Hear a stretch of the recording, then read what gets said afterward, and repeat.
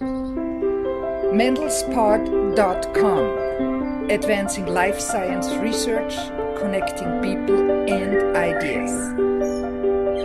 We're at Genentech Hall at UCSF with Arnold Thackeray, CEO of the Life Sciences Foundation, a new organization dedicated to preserving the history of the life sciences.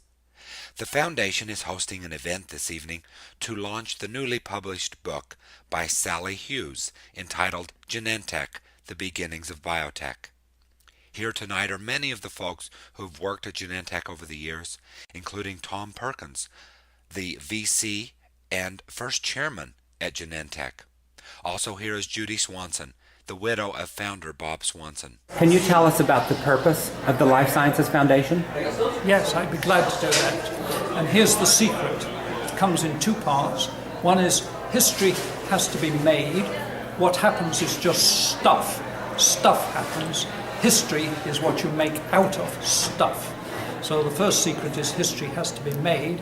The second is if you don't make your history, someone will make it for you, and probably someone who's hostile to you will make your history for you.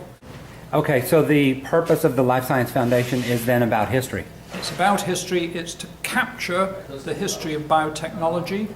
Another secret about history is once people are dead, you can no longer talk to them. Now that doesn't seem to be well understood, but it's true.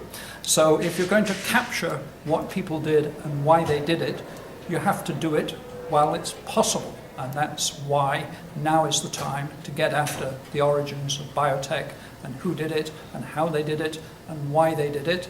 And then history is a resource that you can deploy. You can deploy it with educators, policymakers, young people wondering about what they're going to do when they grow up.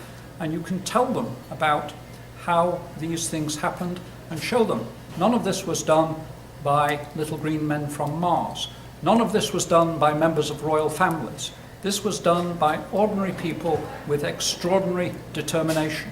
And if you've got extraordinary determination, you too could do this to the benefit of the world. That's the message.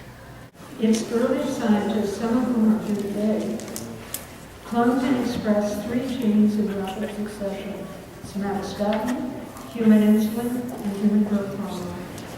These achievements suggested that making new kinds of medicines in plentiful quantity in microorganisms was indeed possible.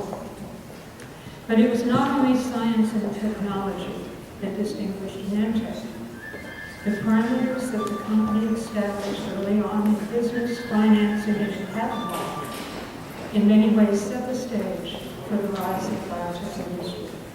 You introduced the event tonight. Can you tell us about the event? Well, the event was doing 2 things. One is that Sally Smith Hughes has written the first serious, objective history of the beginnings of biotech. So now, for the first time, we've got a credible, reliable record of that, published by a major publisher, the University of Chicago Press. So we're celebrating that fact that the history is now available, and we thought we'd get together some of the people who made the history. So everybody met and had a good time.